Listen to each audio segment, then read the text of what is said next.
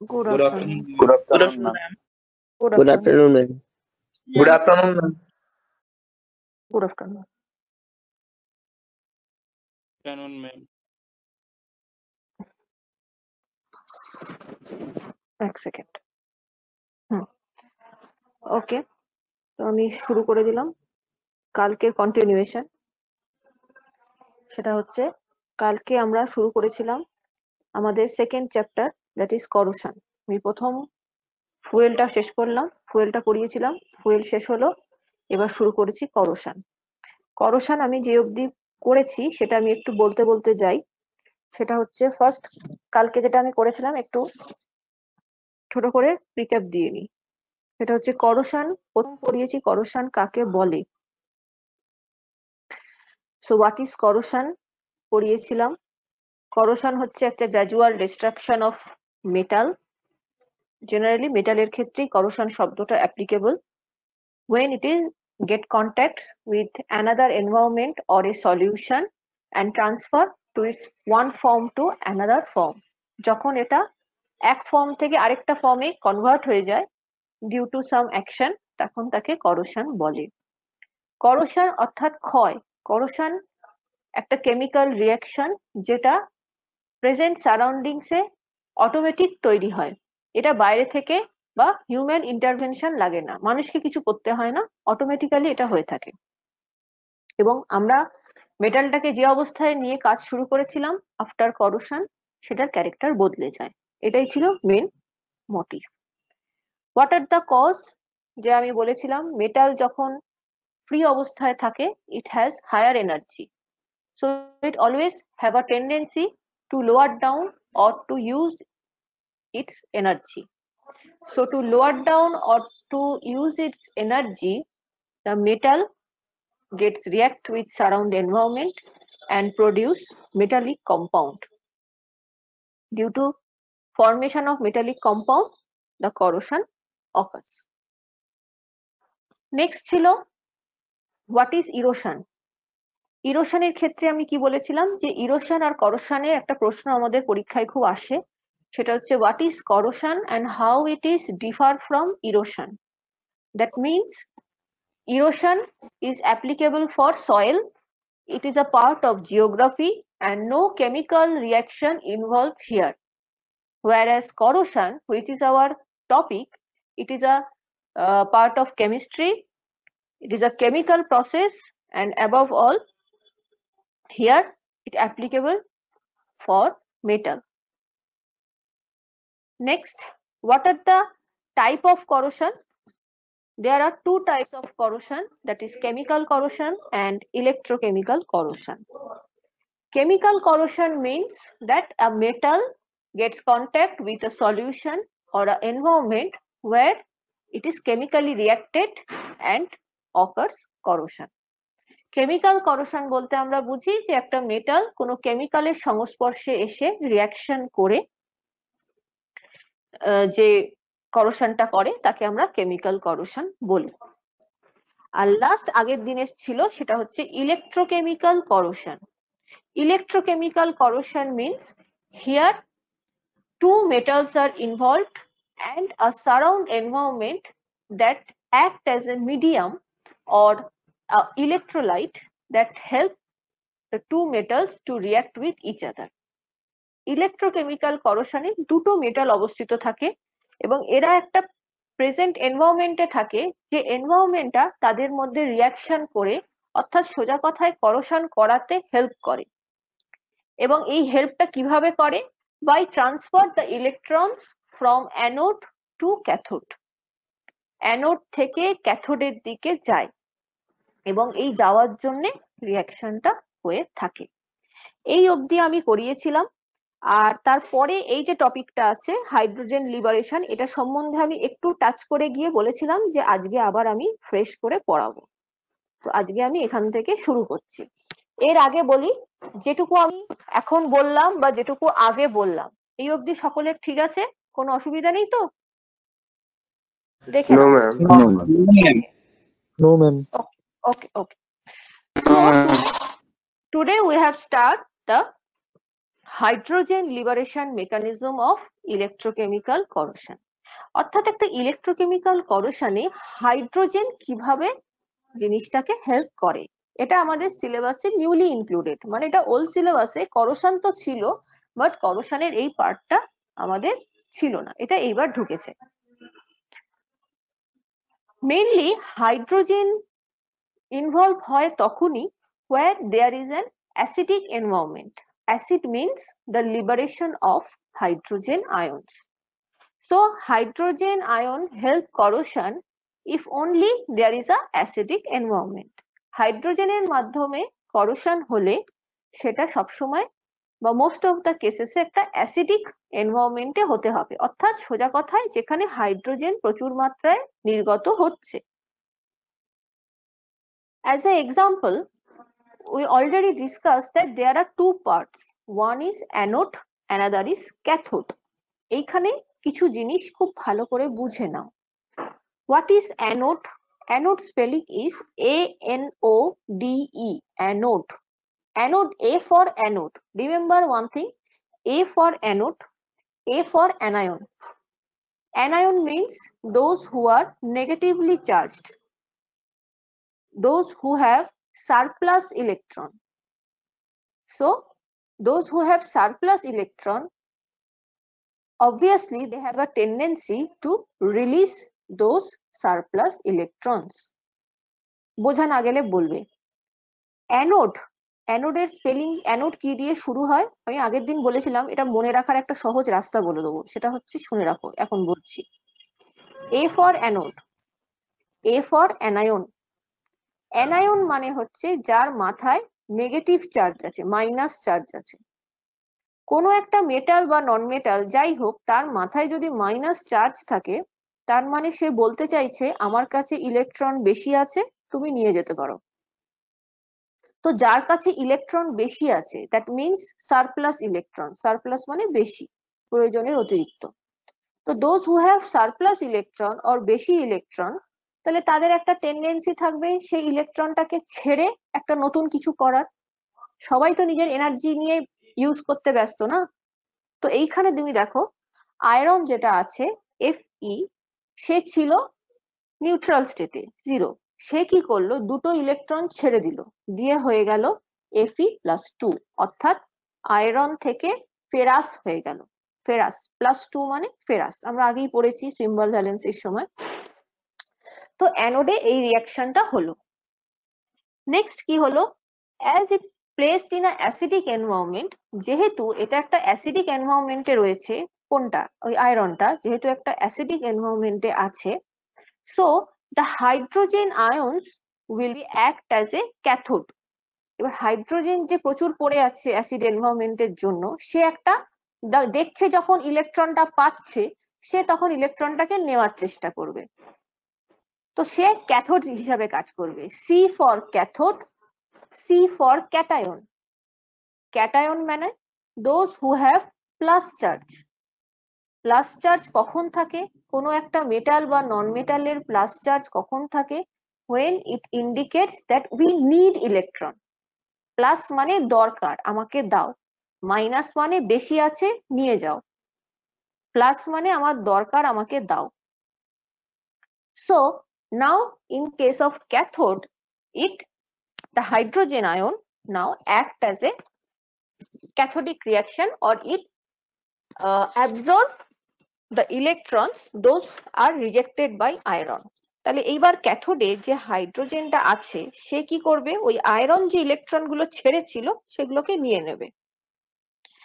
Acid environment মানে সেখানে hydrogen ions আছে H+, তাহলে H+ যদি ওই আয়রনের ইলেকট্রন গুলোকে নিয়ে নেয়, তাহলে কি হবে, H2 অর হাইড্রোজেন গ্যাস। তাহলে আমি কি বলেছিলাম, যে কোনো ইলেকট্রোকেমিক্যাল করোশনে এমন দুটো মেটাল বা দুটো মেটেরিয়াল থাকবে যারা একজন অ্যানোড একজন ক্যাথোড হিসাবে কাজ করছে, এবং কাজটা করছে বলেই করোশনটা হচ্ছে। দুজনের একজনও যদি কাজ না করতো, তাহলে কিন্তু করোশনটা সম্ভব ছিল না। So the overall reaction is Fe+2H+, and that will be formed ferrous ion and hydrogen gas. The electrons are balanced.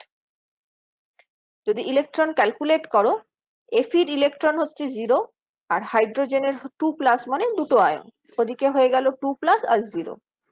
দেখো অ্যারোর আগে এবং পরে, আমি এখানে আমার মাউসের অ্যারোটা দেখো, আমি দেখাচ্ছি। হাইড্রোজেনের এই অ্যারোটার আগে অর্থাৎ রিঅ্যাক্ট্যান্ট আর productant in both side the number of electrons are same.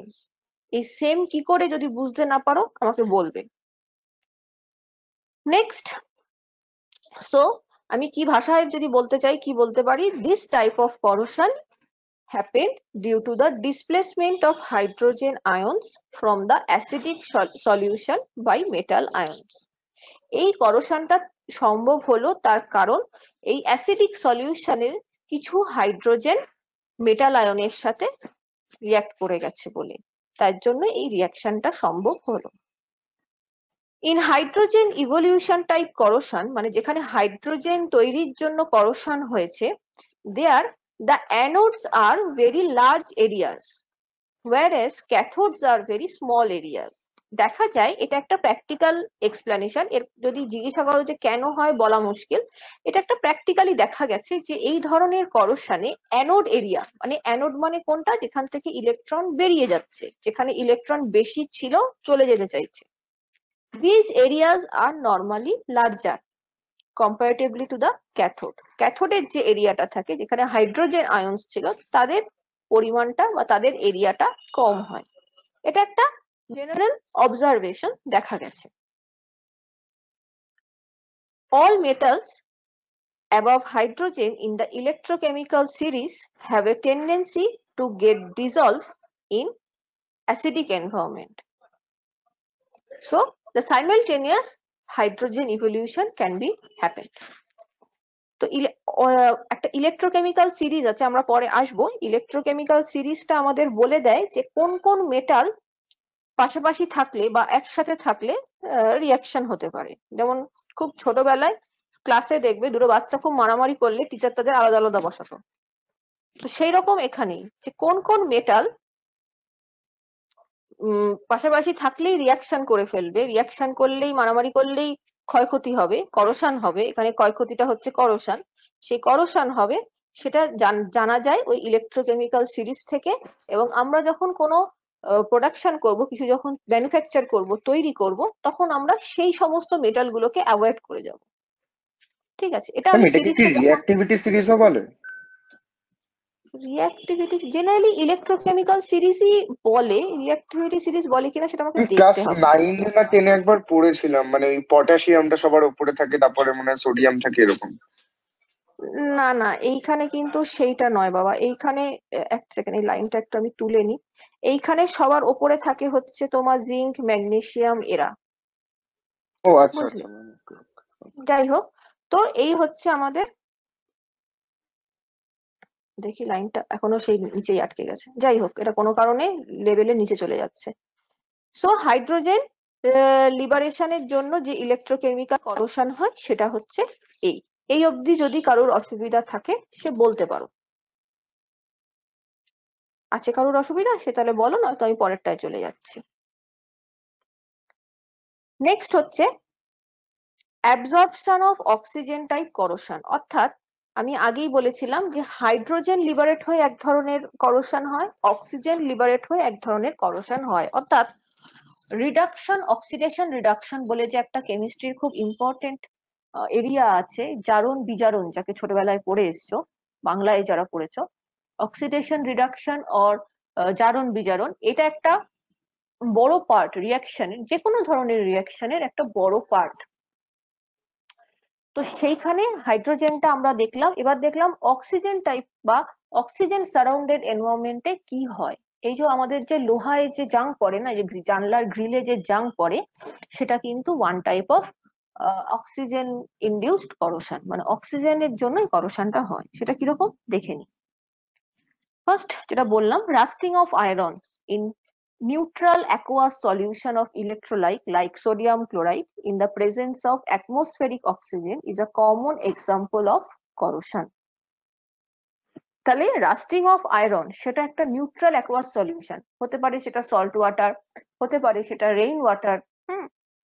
এই ধরনের অ্যাটমসফিয়ারে থাকার ফলে, হ্যাঁ, বা অ্যাটমসফিয়ারিক অক্সিজেন মানে এয়ার থেকেও কিন্তু হয়, এয়ারের মধ্যে যে হিউমিড থাকে, যে জলীয় বাষ্প থাকে, সেখান থেকেও করোশন হয়। নট নেসেসারি যে সোডিয়াম ক্লোরাইড বা বৃষ্টি হলেই করোশন হবে।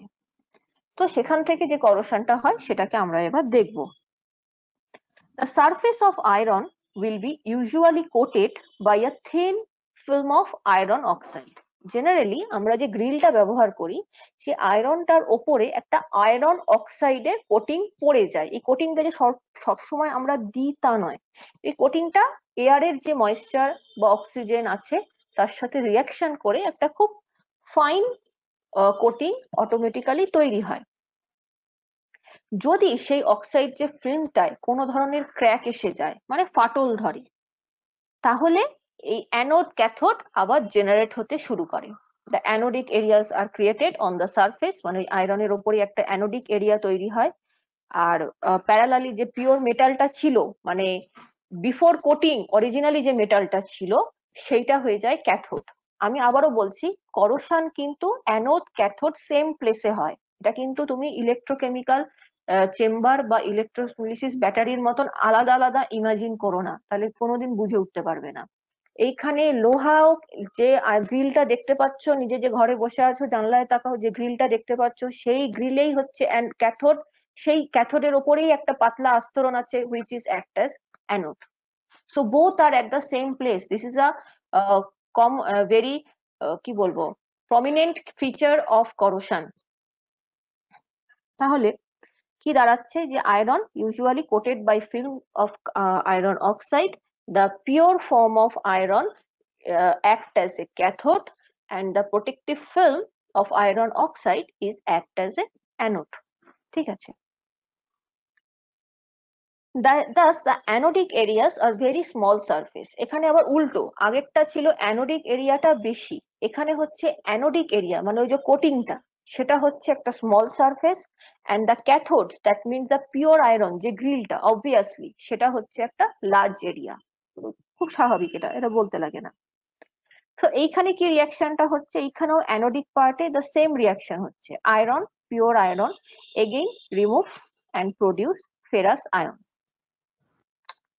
এখানে কিন্তু দুটো জায়গাতেই আয়রন এবং তার সাথে পার্টলি একটা অক্সিজেন রিঅ্যাক্ট করবে। and the liberated electrons flow from anode to cathode area. anode to cathode area দিকে যাবে এবং ক্যাথোড এরিয়ায় গিয়ে সেইখানে ইন কন্ট্যাক্ট যে এয়ার বা অক্সিজেনটা ছিল তার সাথে রিয়াকশন করে যাবে, দিয়ে তৈরি করবে half oxygen plus H2O plus 2 electron, that is hydroxyl ion.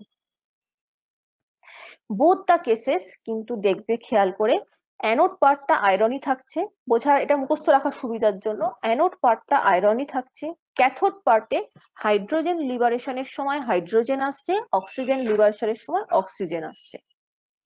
But practically যদি দেখতে যাও, both are the part of iron, দুটোই আয়রন, একটা অক্সাইড একটা pure form. So the overall, the combination, the final reaction will be thus ferrous ion plus 2 hydroxyl ion produce ferrous hydroxide, FeOH whole 2. এই নামগুলো একটু চিনে নাও, OH থাকা মানে তাকে আমরা হাইড্রক্সিল আয়ন বলি। এই হাইড্রক্সিল আয়ন যখন it form a compound, then we called it ferrous hydroxide. Why it is ferrous? Because the charge of iron is +2. if it is FeOH whole 3 তাহলে কি হতো বলতে পারো? এই 2 এর জায়গায় যদি 3, yes, it's called ferric. একদম ঠিক। তো এখানে তৈরি হলো ferrous hydroxide. Ferrous hydroxide is very fragile compound, very unstable compound. এ বেশিক্ষণ এইভাবে থাকে না, খুব তাড়াতাড়ি ভেঙে যায়। তো ভাঙার পর কি হয়, ভাঙার পর এই ধরনের যেটা নিচে দেখতে পাচ্ছ, এই ferrous hydroxide then finally oxidise to অপেক্ষাকৃত stable ferric hydroxide. Because ferric hydroxide is more stable, because ferric hydroxide হচ্ছে যখন ইলেকট্রনিক কনফিগারেশন পড়বে তখন দেখতে পাবে ওটা হাফ ফিল্ড আর ফুল ফিল্ড আর হাফ ফিল্ড এর মধ্যে এই দুটো স্টেবল হয় বেশি। তো ferrous hydroxide will be transfer to ferric hydroxide, এবং finally the ferric hydroxide will be converted to Fe3O4 anhydrous magnetite or Fe3O4 finally তৈরি করবে, which is look like a yellow rust. আমরা যে লোহার উপরে যে yellow rust টা দেখতে পাই সেটা actually anhydrous Fe3O4 হয়ে থাকে।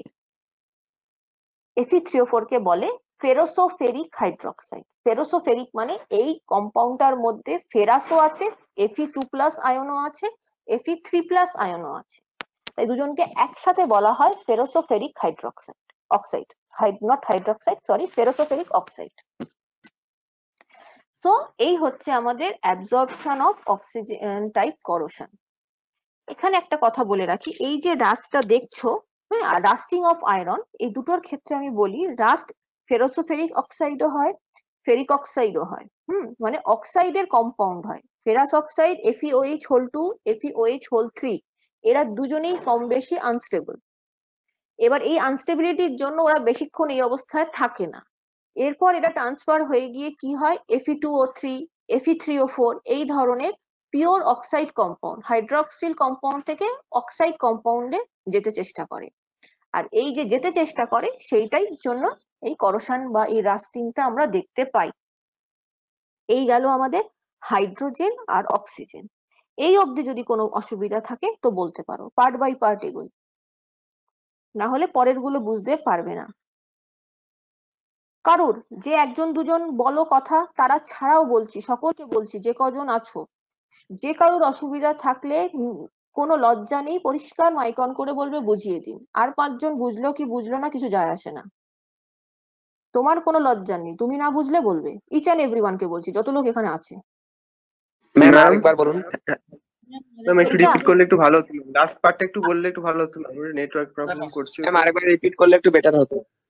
আচ্ছা বলছি শোনো, একটু বুঝিয়ে সেটা দিন। হচ্ছে, হ্যাঁ বলছি, সেটা হচ্ছে দেখো, এই যে রিয়াকশনটা হচ্ছে এখানে আয়রন ফেরাস আয়ন করছে এবং অক্সিজেন সেই ফেরাস আয়নকে ধরে নিয়ে তৈরি করছে ফেরাস হাইড্রক্সাইড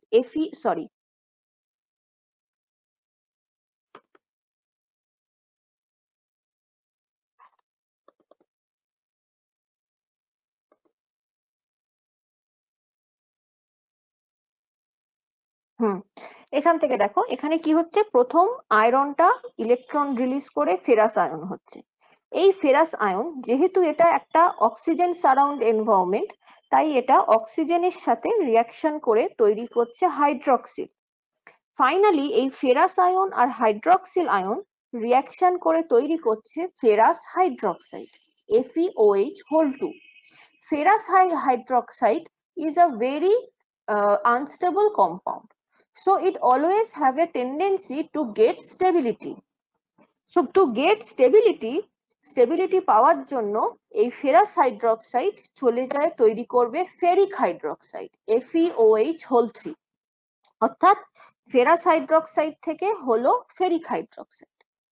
তাহলে এখন যে রাস্ট বলে আমরা যেটা দেখতে পাচ্ছি সেটা একটা নির্দিষ্ট টাইমের পরে ফেরিক হাইড্রক্সাইড বা ফেরাস হাইড্রক্সাইড বলে অবস্থান করে। ফাইনালি এই ফেরিক হাইড্রক্সাইড ভেঙে গিয়ে নিজেদের মধ্যে শাফল করে জলকে তাড়িয়ে দিয়ে তৈরি করে ফেরোসোফেরিক অক্সাইড Fe3O4। এই Fe3O4 এটাকে আমরা ইয়েলো রাস্ট বলে থাকি, যেটা আমরা নর্মালি রাস্ট হিসাবে দেখতে পাই।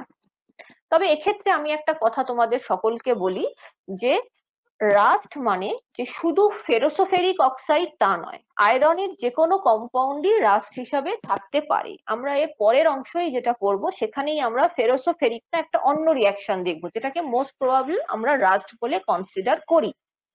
সোজা কথায় আমরা আমাদের লোহার উপরে যে মোর্চেটা দেখছি সেটা বিভিন্ন কম্পাউন্ড হতে পারে আয়রনের, তবে একটা জিনিস ফিক্স থাকবে, সেগুলো সব অক্সিজেন রিলেটেড কম্পাউন্ড হবে, মানে ferrous oxide, ferric oxide, ফেরোসোফেরিক oxide, এই ধরনের বিভিন্ন কম্বিনেশনে রাস্ট তৈরি হয়। অতএব এখানে যে কম্বিনেশনটা দেখছো Fe3O4, এটা ভেবো না যে এটা শুধু এই একটাই হয়, এরকম আরো ফরমেশন হয়, সেটা আমরা আসবো পরে। এখানে আমি একটা টাইপ যেটা সর্বত্র প্রচলিত সেইটা আমি দেখালাম তোমাদের, ঠিক আছে? এবার আমি পরেরটায় যাই তাহলে, কি গো? Yes, হ্যাঁ, ma'am. Yes, ma'am. Yes, Yes. ma'am. এইবার চলে আসি the most common example of electrochemical corrosion, যেটাকে আমরা করোশনের শুরুতে সব মানুষই পড়ে থাকি, রাস্টিং অফ আয়রন। অনেকেরই মনে হতে পারে তাহলে আগেরটা কি দেখলাম। আগেরটাও একটা জেনারেল অক্সিজেন রিলেটেড করোশন দেখলাম। এবার আমরা রাস্টিং অফ আর্টিকুলার রাস্ট বলতে আমরা যেটাকে বুঝি, অর্থাৎ ওয়ান অফ দোজ অক্সাইডস, আমরা একটা অক্সাইডস কে দেখে এসেছি Fe3O4, যেটা অক্সিজেনের সাথে রিয়াকশন করে আলটিমেট কম্পাউন্ড হয়।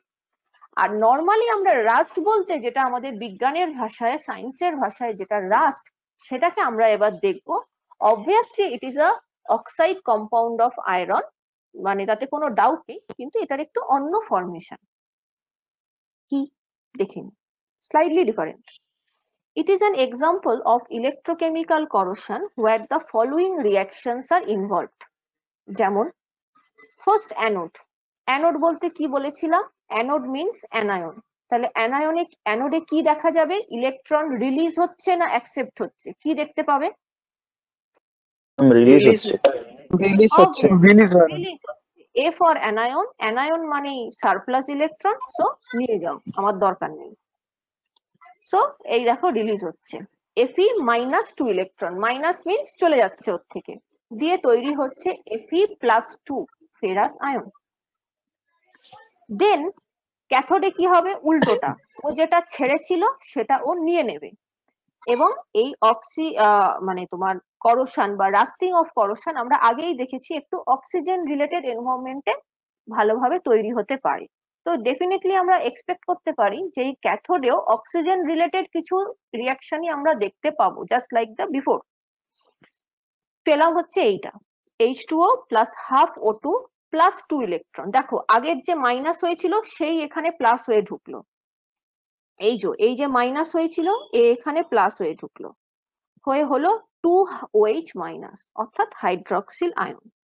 তাহলে অ্যানোডে তৈরি হয়েছে ফেরাস আয়ন, ক্যাথোডে তৈরি হয়েছে হাইড্রক্সিল আয়ন, মানে প্রোডাক্টের কথা বলছি, সকলে প্রোডাক্টের দিকটা দেখো। তাহলে রিয়াকশন হয়ে কি তৈরি করবে? ফাইনালি কম্বাইন্ড রিয়াকশনটা কি হবে? কম্বাইন্ড রিয়াকশন হবে এই টাইপের, দেখো আগেরটার সাথে মিলছে, ferrous hydroxide FeOH2। As we know, ferrous hydroxide is less stable, so it always get a stability and to form ferric hydroxide FeOH3. And finally, FeOH3 is also a unstable compound. So after a certain time, it will form Fe2O3 XH2O.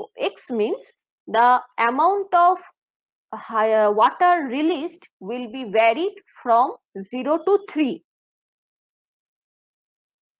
তাই জন্য এই Fe2O3 R XH2O, this is normally known as rust. আগে আমরা Fe3O4 পড়েছিলাম, এখানে Fe2O3 পড়েছি, কনফিউশনের কোনো অবকাশ নেই, বিকজ সব মিলেই রাস্টিং হয়। একটা রাস্ট যখন পড়ে, জানলায় যে রাস্ট পড়েছে, সাপোজ তোমার গ্রিলে রাস্ট পড়েছে, তোমার বাইরে যে লোহার দরজাটা ছিল সেখানেও রাস্ট পড়েছে, তো দুটো রাস্টের কম্বিনেশন বা কেমিক্যাল কম্পোজিশন যে সেম হবে এটা তুমি ভাবতে পারো না। Maybe one is ferrosoferric oxide, one is ferrous oxide, one other is ferric oxide. All are oxide compound, but all are not same. তো এখানে আমরা নর্মালি রাস্ট বলতে যে রাস্টটা আমরা দেখে থাকি তাদের মধ্যে মেজরিটি যে থাকে সেটা আমি এখানে রিয়াকশনে দেখাচ্ছি, that is Fe2O3 with XH2O. The value of X varies from 0 to 3. That means it can 1, it can 2, it can 3. তো তিন রকমের জন্য আমরা এটাকে এক্স হিসাবে ব্যবহার করতে পারি। খুব ভালো হয় এটা লেখার পর, এটা আমি এখানে লিখিনি, তোমরা লিখতে পারো, সেটা হচ্ছে XH2O লেখার পর ব্র্যাকেটে লিখে দেবে এক্স শুড বি 0 to 3, ব্র্যাকেটে একটা ছোট্ট করে লিখে দেবে, যেমন আমরা ম্যাথামেটিক্সে পাশে লিখতাম এক্স এর ভ্যালু কত হতে পারে সেরকম। তো এই হচ্ছে আমাদের রাস্টিং অফ আয়রন। এখানে একটা কথা সবাইকে বলি, সেটা হলো পরীক্ষার সময় এটা খুব আসে, কোশ্চেনটা দুভাবে আসে। আমি আগের দিনই বলেছিলাম আমি যা পড়াবো কোশ্চেন ফরম্যাটেই পড়াবো। আমার প্রত্যেক কটা পিপিটি খেয়াল করে দেখবে, কোনোটা একটু ফন্ট সাইজ বড় হয়, কোনোটার ফন্ট সাইজ ছোট হয়, কোনোটাতে পেজে বেশি লেখা থাকে, কোনোটাতে পেজে কম লেখা থাকে। তার কারণ হচ্ছে আমি চেষ্টা করি একটা কোশ্চেনের একটা অ্যান্সারকে একটাই পেজের মধ্যে ধরাবার, যাতে তোমাদের বুঝতে সুবিধা হয়। তো আগে হাইড্রোজেন বা অক্সিজেন লিবারেশন যখন পড়িয়েছিলাম তখন দেখবে খুব ছোট ছোট করে লেখাগুলো ছিল, অনেক লেখা ছিল। তাই হাইড্রোজেন অক্সিজেনের ওটা একটা কম্প্যাক্ট অ্যান্সার ছিল, তোমরা ওইটুকু লিখে আসলেও নম্বর দিতে টিচার বাধ্য। ঠিক সেরকম explain the lasting of iron, আমি তোমাদের সামনে এখন স্ক্রিনে যেটা খোলা আছে, this is a complete question with a complete answer. Explain the lasting of iron, ঠিক এইভাবে ধরেও কোশ্চেন আসে। অনেক সময় দেয় explain a example of electrochemical corrosion, একটা ইলেকট্রোকেমিক্যাল করোশন এক্সপ্লেইন করো এক্সাম্পল সহযোগে। তখন তোমাকে ইলেকট্রোকেমিক্যাল করোশন কাকে বলে একটু বলে নিতে হবে, যেটা আমি পড়িয়ে দিয়েছি দুটো স্লাইড আগে ছিল। আর তার সাথে এই রিয়াকশনটা খুব ছোট্ট করে লিখে দেবে। বইয়ের মধ্যে বা নেটে যদি সার্চ করো, খুব কমন টপিক, তো তোমাদের সবকটা সিলেবাসে যে টপিক গুলো আছে সবকটাই খুব হট টপিক। হ্যাঁ, তো প্রচুর ডায়াগ্রাম পাবে। এই রিয়াকশনটা কি ডায়াগ্রামে দেখানো, চাইলে ডায়াগ্রাম পরীক্ষায় আঁকতে পারো, চাইলে নাও আঁকতে পারো। কেমিস্ট্রির ক্ষেত্রে ড্রয়িংটা ম্যান্ডেটারি নয়। ফিজিক্স ম্যাথে যেমন লাগে ড্রয়িং করতে, এখানে অনেক সময় ম্যান্ডেটারি নয় কেমিস্ট্রিতে। তো তোমরা কোশ্চেনটা এইভাবেও ছাড়তে পারো। ঠিক আছে, এই অবধি গেল। আশা করি এইটা বুঝতে অসুবিধা হবে না, কারণ আগেরটা বুঝে এসছো, এইটা একই রকম। এই হচ্ছে একটা পিকচার, দেখে নাও। ছবিটা দেখলে একটু মনে থাকবে, সেটা হচ্ছে ফেরাস আয়ন, বাঁদিকটা লোহার রডটা, রডের বাঁদিকটা দেখো সুন্দর অবস্থায় আছে ফেরাস আয়ন, সে সারাউন্ড অক্সিজেনের সাথে রিয়াক্ট করলো, করে তৈরি করলো ফেরাস অক্সাইড Fe2O3। অবশ্যই এস যেটা পাশে লেখা আছে that means it's solid foam. Corrosion যেটা হয় সেটা তো সলিড ফর্মেই হয়, সবাই জানি, তাকেই আমরা রাস্ট বলে চিনে থাকি। এটা একটা জাস্ট ডায়াগ্রাম, তোমাদের দেখে ভালো লাগবে তাই দিয়েছি। পরীক্ষার সময় নট ম্যান্ডেটারি যেটা এঁকে আসতে হবে, হ্যাঁ, নাও আঁকতে পারো। এবার হ্যালো কি, ম্যাম, বলো। এক্স এর ভ্যালুটা কি বললেন? 2 to 3? 0 to 3, 0 to 3। 0 1 2 3, ম্যাক্সিমাম 3 হতে পারে। ম্যাম 0 হলে তাহলে ওটা ও আচ্ছা আচ্ছা, 0 হলে H2। ওয়াটারটা থাকবে না, 0 হ্যাঁ, হলে ওয়াটারটা থাকবে না, ড্রাই হবে। আর নরমালি এক একটা ওয়াটার মলিকিউল ওর মধ্যে থাকতে পারে। বোঝা ওকে। গেল? Next, explain the factors which influence the rate of corrosion. এইবার আমরা দেখে নিই কোন কোন ফ্যাক্টর আমাদের করোশনের রেটকে বাড়ায়। কারণ আমরা এতক্ষণ করোশন কাকে বলে জেনেছি, করোশন ক রকমের হয় জেনেছি, কেন কি রিয়াকশন হলে করোশন হয় জেনেছি। কিন্তু এবার আমাদের পরবর্তী কাজ অ্যাজ আ ইঞ্জিনিয়ার সেটা হচ্ছে করোশনকে আটকাবো কিভাবে। আমি ভবিষ্যতে যখন কাজের জগতে যাব, আমি যে যদি পাইপলাইনের একটা কনস্ট্রাকশন হয়, যদি একটা বিল্ডিং কনস্ট্রাকশন হয়, বা ধরো কোনো একটা ইলেকট্রিক্যাল বা ইলেকট্রনিক্স ইনস্ট্রুমেন্ট তোমার বসছে, ইনস্টল হচ্ছে, তো সেখানে কি মেটাল ব্যবহার হচ্ছে, তোমাকে প্রোডাক্ট টেস্টিং এ পাঠালো, সেই মালগুলো এসছে, দেখে নাও। তুমি দেখে সার্টিফাইড করলে, তবে তুমি যদি দেখে এসে বলো ওকে, তাহলে এটা ইনস্টলেশনে বসবে।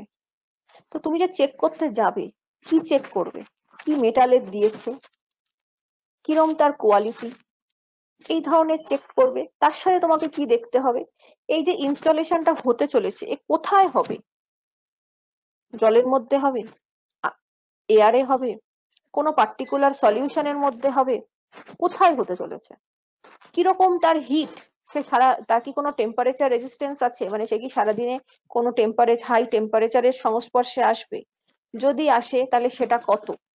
এই ধরনের কিছু জিনিস তোমাকে পরবর্তীকালে মাথায় রাখতে হবে। বিকজ মনে রাখবে, এই যে তুমি চেক করতে গেছিলে ইনস্টলেশনের সময়, সব ধরনের ইঞ্জিনিয়ার কি বলছি, এই যে তুমি চেক করতে গেছিলে, এই চেক করার পর তুমি ওকে করেছো বলেই কিন্তু ইনস্টলেশন বসবে। ইনস্টলেশন শুরু হওয়া মানে সেখানে কোটি কোটি টাকার কাজ অলরেডি হয়ে যাবে। তারপর যদি দুদিনের মধ্যে দুমড়ে মুচড়ে ভেঙে পড়ে, তাহলে who will be the responsible, তুমি এবং তোমার অর্গানাইজেশন। ঠিক আছে, তো এবার দেখে নি কোন কোন ফ্যাক্টর কাজ করে। So the factors that influencing corrosion is first the nature of metal. মেটালটা কি নেচারের সেটা তোমাকে জানতে হবে, সে কিরকম কাজ করে। আর nature of the corroding environment, মানে ও যে বললাম ও কোন এনভায়রনমেন্টে আছে, জলের তলায় না বাতাসে, কোথায় আছে, এটা তুমি যে বসাতে যাচ্ছ কোথায় বসাবে সেটাও জানতে হবে। কনস্ট্রাকশন যখন হয়, মাটির নিচে যে কনস্ট্রাকশনটা হয় সেটা ডিপেন্ড কিসের ওপর করে, সেটা ডিপেন্ড করে তুমি কত বিল্ডিং বা ব্রিজ বা যাই বানিয়ে থাকো সেটা কিরকম লোড নিতে চলেছে, কত বড় হতে চলেছে সাইজে, কিরকম সে লোড নিতে চলেছে সেটা একটা দেখা হয়। আরেকটা দেখা হয় হচ্ছে যে, এক সেকেন্ড, হ্যাঁ, আরেকটা হচ্ছে যে আমি কি মানে মাটির তলায় যেখানে কনস্ট্রাকশনটা বসাচ্ছি সেখানে কি ধরনের সয়েল কোয়ালিটি, কি ধরনের ওয়াটার কোয়ালিটি সেটা আমাকে দেখতে হবে। আমি নিচে যে লোহা স্ট্রাকচারটা করব কি ধরনের লোহা নেব, সেখানে কি আছে এটা আমাকে বিচার করতে হবে। অ্যাজ এ ইঞ্জিনিয়ার যখন তুমি ওখানে প্লেসড হবে, it is your responsibility to segregate this. তার জন্য তোমাকে এই জিনিসগুলোর ওপর একটা বেসিক নলেজ থাকা খুব জরুরি। ফার্স্ট চলে আসি নেচার অফ মেটাল, মেটালের নেচার কিরকম হয় না। First, position in galvanic series.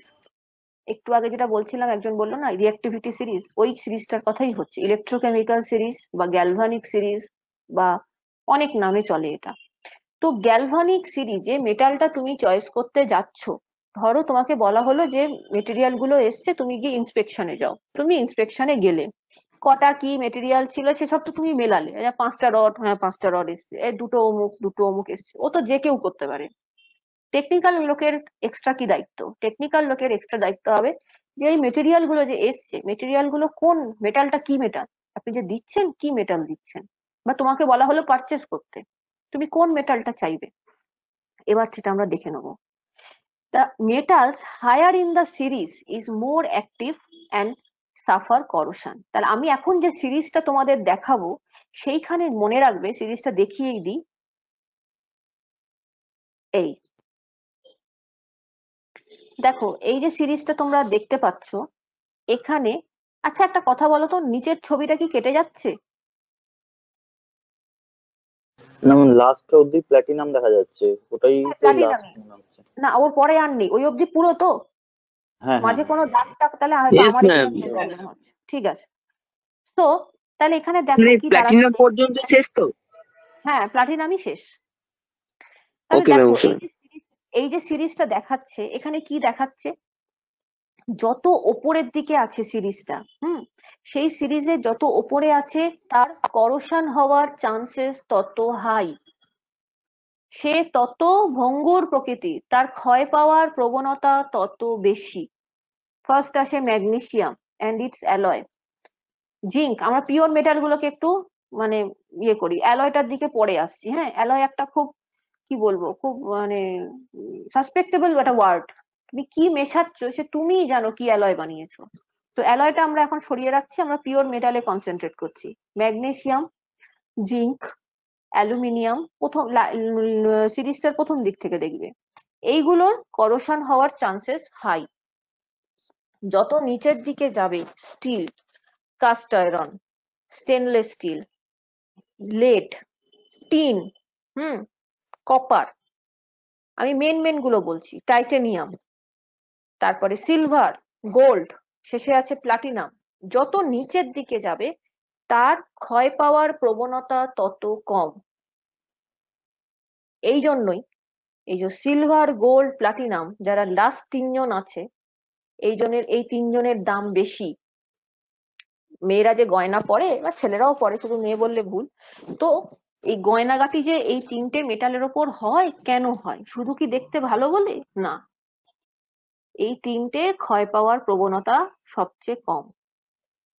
Pure gold যদি বাড়িতে থাকে দেখবে যত পুরনোই হোক সে একই রকম আছে। প্লাটিনাম এগুলোর কোনো লয় ক্ষয় নেই, দ্যাটস ওয়াই দে আর প্রেকশিয়াস। তুমি কখনো দেখবে না ম্যাগনেসিয়াম, জিঙ্কের আংটি, কানের দুল পরে কেউ বসে আছে, দেখবে না, ও ঘষে ঝোলে বেরিয়ে যাবে। এমনি হাত দিয়ে ঘষলেই উঠে যায়, তো আর অন্য কিছু তো দরকার নেই।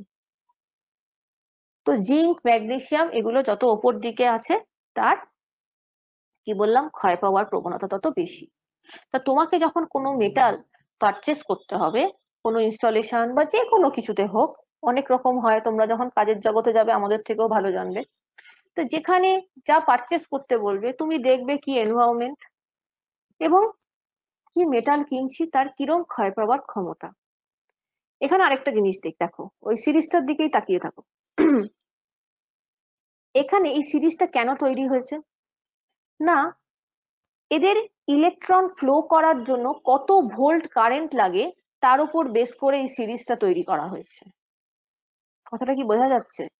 মানে যত ওপর থেকে নিচের দিকে যাবে তত বেশি কারেন্ট লাগবে তাকে কাজ করাতে। তো there is a voltage difference between the metals. ধরো তোমাকে এক দুটো, হ্যাঁ কথাটা কেটে গেল, আবার বলো। হ্যাঁ হ্যাঁ, কন্ডাক্টিভিটি কমবে, রাইট। তো এই ইটাকে আমরা বলি E0 value, the difference between E0 value. তাহলে তোমাকে ধরো দুটো মেটাল চয়েস করতে হবে, তোমার একটা কনস্ট্রাকশন চলছে বা একটা কিছু ইনস্টলেশন বা ম্যানুফ্যাকচারিং চলছে, you have to choose two metals. So if one metal is tin, দেখো ঠিক মাঝ মধ্যিখানে আছে টিন, তাহলে the another metal should be close to tin according to the series. বলতে পারো কেন? আমি বললাম দুটো মেটাল চুজ করবে এমন ভাবে যে দুটো মেটাল কাছাকাছি আছে, এতে ক্ষয় কম হবে, এটা আমার ওপিনিয়ন। কেউ এটাকে জাস্টিফাই করতে পারবে কেন? ম্যাম আরেকবার বলবেন? প্রশ্নটা হলো যে you have to choose two metals. আচ্ছা ভুলে যাও, আমি নতুন ভাবে কোশ্চেনটা করছি। তোমার একটা কনস্ট্রাকশন, একটা পাইপলাইন, সাপোজ একটা পাইপলাইন তৈরি হচ্ছে, একটা মেটাল লাগবে যার উপর পাইপলাইন, যেটা দিয়ে পাইপটা তৈরি হবে, আরেকটা মেটাল লাগবে যেটা দিয়ে জাংশন গুলো তৈরি হবে। বিকজ দুটো পাইপ যখন জয়েন্ট হয় একটা জাংশন থাকে না, তো সেই জাংশনে আরেকটা মেটাল দিতে চলেছি। তো আমি কিরকম ভাবে দুটো মেটাল চুজ করব? ধরো আমি নিলাম কাস্ট আয়রন, তাহলে আরেকটা মেটাল কি নিতে পারি বলো? যে কোনো, না ওর কাছাকাছি, না ওর থেকে দূরে আছে, এরকম কোনটা? নো ম্যাম, তাহলে যদি কাস্ট আয়রন আপনি নেন তাহলে স্টেনলেস। এই মানে ওর কাছাকাছি নিতে হবে, তাই তো? তোমার বোধহয় নেটওয়ার্ক ওদের পারমাণবিক গুরুত্বটা আর E0 ভ্যালুটা মানে কাছাকাছি হওয়ার জন্য ক্ষয় পাওয়ার প্রবণতাটাও প্রায় কাছাকাছি থাকে, যে কারণে ওটা সুবিধে হয়। বেশ, একদম ঠিক কথা, কাছাকাছি নেব। Because we have to choose the metal which are close to each other. Because what is the reason? Because the E0 value, the difference between E0 value will be less. If the difference is less, করে যাবে। শুনতে পেলাম না, জোরে বলো। মানে একটা metal অন্য মেটালের সাথে রিঅ্যাক্ট করবে। হ্যাঁ, রিঅ্যাক্ট তো করবে, আমি তো যে এনভায়রনমেন্টে রাখবো কিছু না কিছু করোশন হবেই। তো আমি এমন দুটো মেটাল চয়েস করব যারা নিজেদের মধ্যে রিঅ্যাকশন করতে ভালো পারে না, তাহলে কি হবে? তাদের করোশনটাও কম হবে, হবে না বলবো না, কম হবে।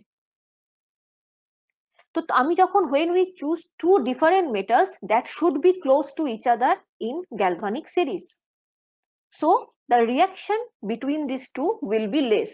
The reaction is less, that means the difference in E0 value is less, and if the difference is less, that means, what is the meaning? The chance of corrosion is much low. দেখো এটা যদি কারোর বুঝতে অসুবিধা থাকে তো বলো। Ma'am E0 ভ্যালুটা কি বললেন, আরেকবার একটু বলবেন?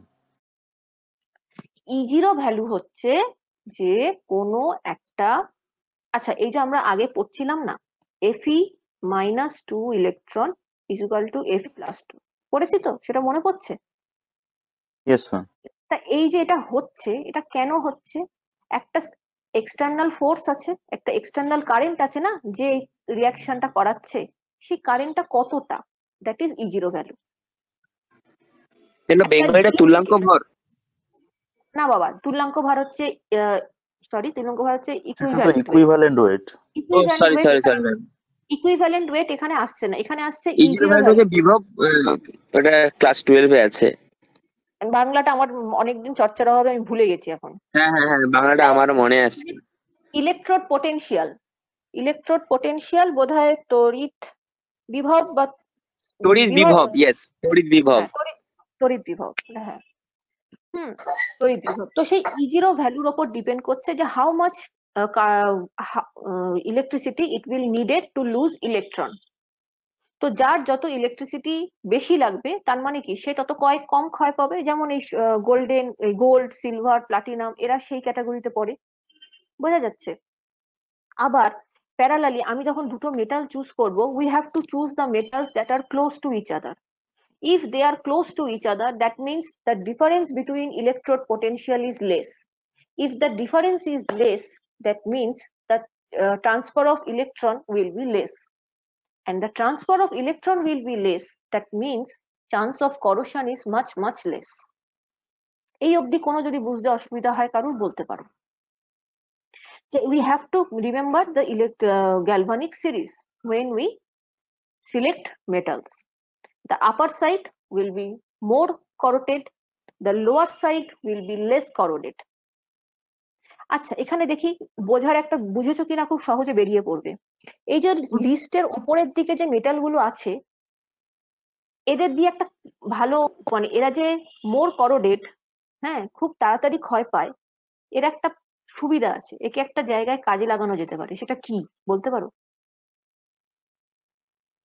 আমি বললাম যারা less corrosion, silver, gold, platinum, এদের দাম বেশি, এদের দিয়ে প্রেসিয়াস মেটালের কাজ হয়, গয়নাগাটি আদার জিনিসপত্র তৈরি হয়। কিন্তু যারা ওপরে আছে তাদেরকে দিয়েও একটা কাজ হয়, সেটা কি? মানে প্রলেপ দেওয়া যায় ম্যাডাম। হ্যাঁ, প্লেটিং হয় এদেরকে দিয়েই। তুমি যখন প্লেটিং করতে ম্যাডাম, এদেরকে মনে হচ্ছে এই গ্যালভানাইজেশন প্রক্রিয়াতে বিশেষত ম্যাঙ্গানিজ, লেড এগুলো ব্যবহৃত হয়তো। একদম ঠিক,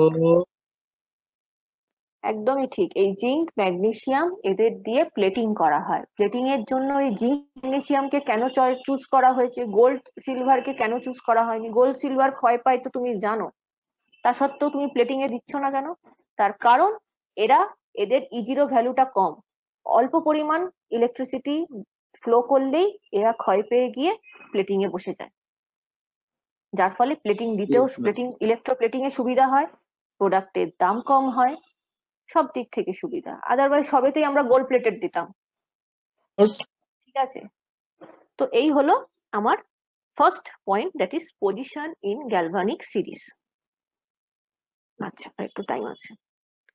next, over voltage when a metal, এগুলো খুব ছোট ছোট পয়েন্ট, এগুলো একটু পড়বে মনে পড়ে যাবে। হুইচ অকুপাই, যেটা বললাম, high position in galvanic series like zinc is placed in H2SO4 and it undergoes corrosion, forming a film and hydrogen gas. এবার ধরো জিঙ্কের একটা মেটাল, জিঙ্ক মেটালের তৈরি কোনো জিনিসকে তুমি অ্যাসিড এনভায়রনমেন্টে রেখেছো, মানে হাইড্রোজেন, তো স্বাভাবিকভাবে ও অ্যাসিডিক এনভায়রনমেন্টে পড়েছে, ও তো হু করে ক্ষয় পাবে। তো সেইখানে তোমাকে এমন ভাবে চুজ করতে হবে এবং সেখানে ভোল্টেজটাও এমন ভাবে দিতে হবে যাতে ক্ষয়টা কম হয়। তোমার মেইন মোটিভ হচ্ছে প্লেটিং নয়, তোমার এই মুহূর্তে মোটিভ হচ্ছে হাউ টু অ্যাভয়েড করোশন। তো now you have to avoid zinc. The initial, এবার একটা মজা দেখো, জিঙ্ক আছে, এবার জিঙ্কের মেটালটা যেখানে রয়েছে সেখানে অ্যাসিডিক এনভায়রনমেন্ট মানে H2SO4 থাকার জন্য হেভি করোশন হচ্ছে জিঙ্কের, তুমি লাগাচ্ছ আর ধুয়ে বেরিয়ে যাচ্ছে, লাগাচ্ছ আর ধুয়ে বেরিয়ে যাচ্ছে। এই অবস্থায় H2SO4 এর মধ্যে তুমি কয়েক ড্রপ কপার সালফেট ফেলে দিলে, কি হবে? কপার সালফেট দিয়ে দেখবে এই জিঙ্ক যে আগের বার যে স্পিডে ক্ষয় পাচ্ছিল, এইবার তার স্পিড আরো বেড়ে গেছে, আরো কুইক ক্ষয় পাচ্ছে। কেন? তার কারণ হচ্ছে after adding copper sulphate the difference in electrode potential between zinc and copper is much higher, so the reaction, they have a higher tendency of reaction, the reaction rate becomes more and more higher than the previous one, so corrosion happened at a faster rate. বোঝা গেল কি বললাম? ও তার মানে এটা অনুঘটক হিসেবে কাজ করলো? না, অনুঘটক নয়, এটা হলো আগেরটায় চলে আসো, দাঁড়াও, এই কই গেল, এইটা দেখো কোথায় আছে, জিঙ্ক হচ্ছে সেকেন্ড পজিশন, ঠিক আছে, হাইড্রোজেন তো সেই অর্থে মেটাল নয়, তো তুমি একে এই লিস্টে জায়গা পাবে না, মোটামুটি মিডিয়াম জায়গায় ধরে রাখো। অ্যাসিডিক এনভায়রনমেন্টে হাইড্রোজেনের জন্য রিয়াকশন হচ্ছে।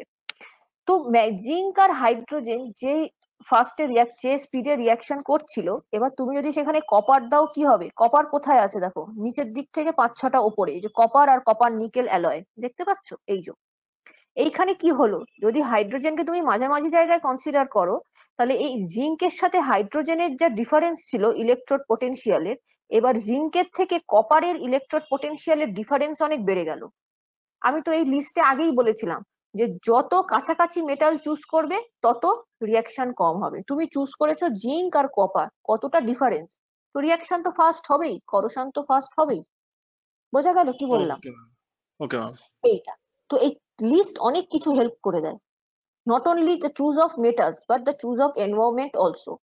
এই জন্য যত প্লেটিং হয় না, প্লেটিং এ ইলেকট্রোলাইট হিসাবে, মানে ওই যে মিডিয়ামটা, আগের দিন একটা ছেলে বলেছিল না মিডিয়াম, ওই মিডিয়ামে ইউজ করে কপার সালফেট, কারণ কপার সালফেট এতটাই নিচে আছে যে ও সবাইকেই তাড়াতাড়ি করে খইয়ে দেয়, ইলেকট্রোপ্লেটিংটা খুব কুইক হয়ে যায়।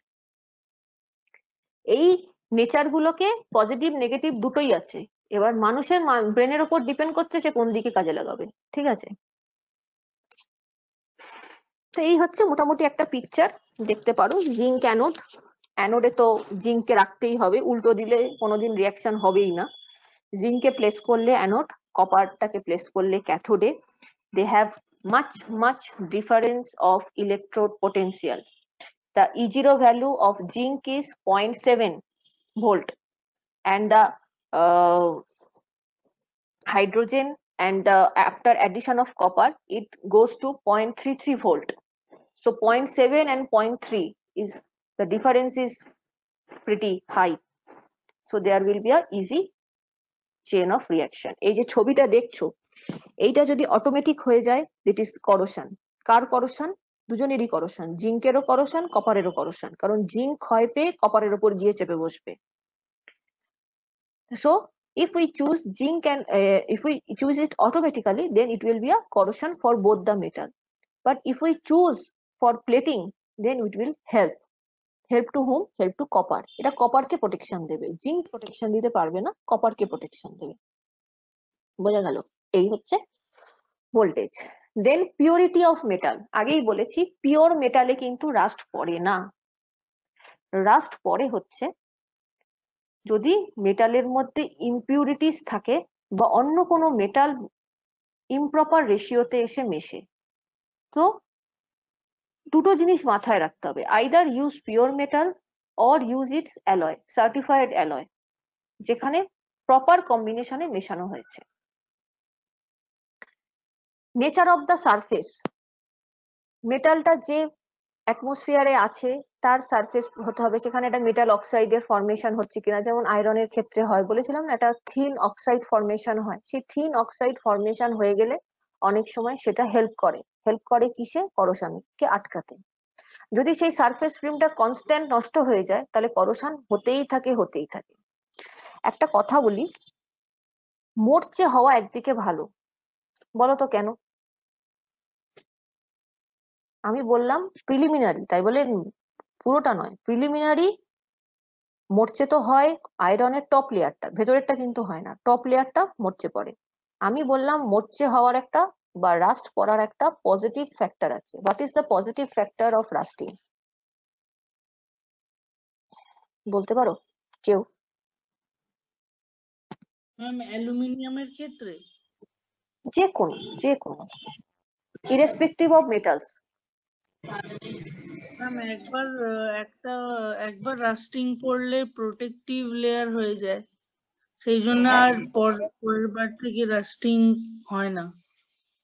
একবার যদি রাস্টিং হয় সেটা একটা লেয়ার হয়ে ওর উপর চেপে বসে থাকে, যার ফলে বাইরের যে অক্সিজেন বা রেন জল যেটাই ছিল সেটা আর নিচের মেটালটার কন্ট্যাক্টে আসতে পারে না, ফার্দার রাস্টিং হয় না। কিন্তু যদি ওই প্রোটেক্টিভ লেয়ারটা কোনো কারণে উঠে যায় তাহলে থিংস আর সেম, আবার রাস্টিং শুরু হয়ে যাবে। But apparently preliminary lasting is act as protective layer. Nature of corrosion product, মানে আমি কি প্রোডাক্ট ইউজ করছি, কোন সলিউশনে রাখছি, এগুলো একটু লাইন দিয়ে একটু দেখে রাখবে। মানে সলিউবিলিটি, আমি কোন মেটালকে কিসে ব্যবহার করছি তার উপর ডিপেন্ড করে। ম্যাম এগুলো কি? কি মানে? মানে আমি মানে আপনি যেগুলো দিচ্ছে ফ্যাক্টরস দ্যাট অ্যাফেক্টিং করোশন, করোশনকে আটকাবার জন্য তোমাকে কোন কোন দিক মাথায় রাখতে ও হবে। মানে কি কি যেমন অবলম্বন করা উচিত, বুঝতে পেরেছি। হ্যাঁ ম্যাডাম এর হ্যাঁ, আগের পয়েন্টটা একবার দেখাবেন তাহলে, কোনটা? 1 2 এই দুটো। এটা তো 3 4 5 দেখালেন। এটাই তো 2 ছিল, যেটা বললাম ওকে ভোল্টেজ ওকে, ডিফারেন্স যত বেশি হবে। আর তার হ্যাঁ হ্যাঁ আগেরটা হ্যাঁ, ছিল ঠিক আছে ঠিক আছে, ইলেকট্রোকেমিক্যাল সিরিজ। বোঝা গেল? ওকে ওকে ওকে ম্যাম। হুম, এইগুলো হচ্ছে voltage, choice of metal, purity of metal, its coating, হ্যাঁ, its surround environment, all have to keep in mind to resist corrosion. এই সব কিছু তোমাকে কনস্ট্রাকশন বা যে প্রোডাক্টটা ইনস্টল হচ্ছে বা ম্যানুফ্যাকচার হচ্ছে সেই সময় এই সব দিক তোমাকে মাথায় রাখতে হবে।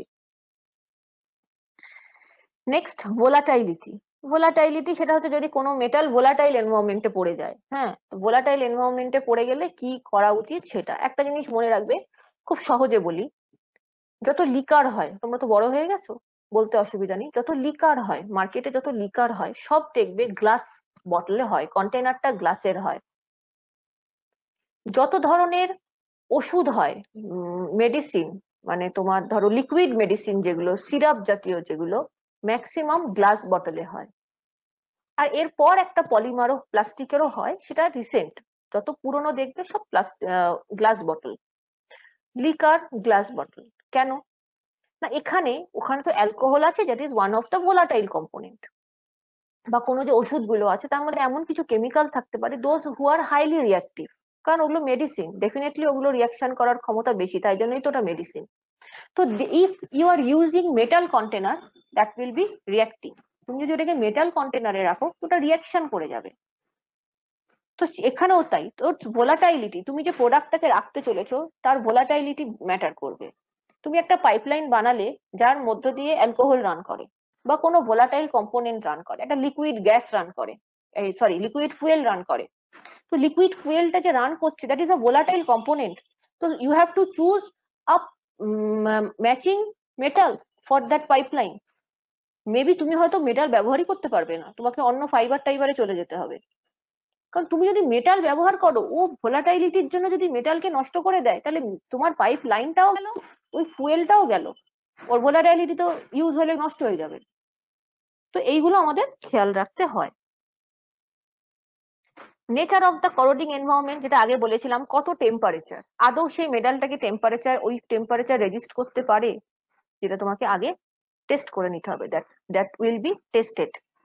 হিউমিডিটি, কিরকম বৃষ্টি বাদলা, ময়েশ্চার কিরকম থাকছে তার উপর ডিপেন্ড করবে। এগুলো সারাউন্ড, এটা কোনো কেস স্পেসিফিক নয়, এগুলো এক লাইন করে পয়েন্ট গুলো মাথায় রাখবে। ঠিক আছে। এফেক্ট অফ পিএইচ, যেটা বললাম অ্যাসিডিক না অ্যালকালাইন, তার উপরেও মেটালের ক্যাপাবিলিটি ডিপেন্ড করে। অ্যাসিডিক এনভায়রনমেন্ট হলে একরকম, অ্যালকালাইন এনভায়রনমেন্ট হলে একরকম, এরকম ভাবে এইগুলো হয়। ঠিক আছে, এই মোটামুটি ফ্যাক্টরস দ্যাট অ্যাফেক্টিং করোশন, এটা এই অবধি রইলো। এখানে আমি স্ক্রিন শেয়ারটা অফ করছি। এবার কারুর যদি কিছু জিজ্ঞাসা থাকে সে আমায় করতে পারো, আদারওয়াইজ ক্লাসের টাইমিং হয়ে গেছে, আমি এন্ড করে দেবো।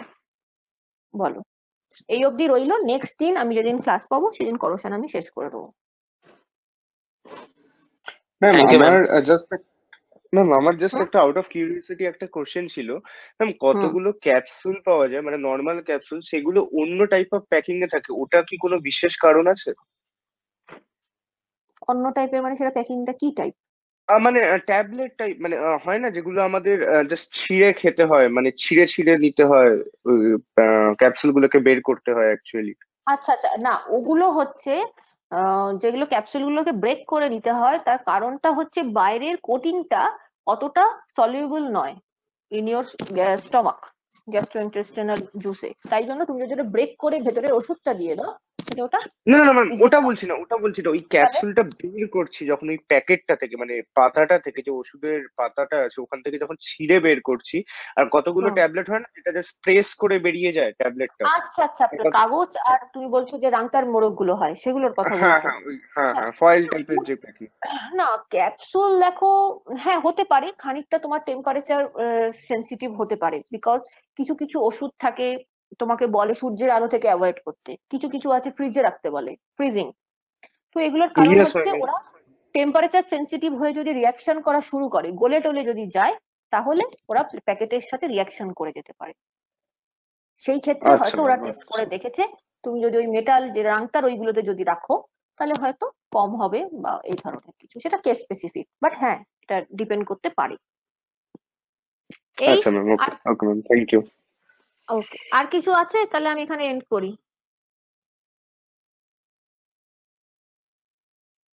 তাহলে আমি এখানে ছেড়ে দিই। নেক্সট যদি কিছু জিজ্ঞাসা থাকে ইয়েস, আমরা নেক্সট রেমিডিয়াল ক্লাস যেদিন পাবো সেদিন ডিসকাস করবো, ঠিক আছে? Okay okay ma'am, ma'am. Okay ma'am, thank you. Okay, hmm thank you ma'am. তাহলে এখানে এন্ড থ্যাংক করলাম। ইউ হ্যাঁ ma'am. Okay okay, thank you. Leave করে গেলাম। Okay, thank you ma'am. Alright.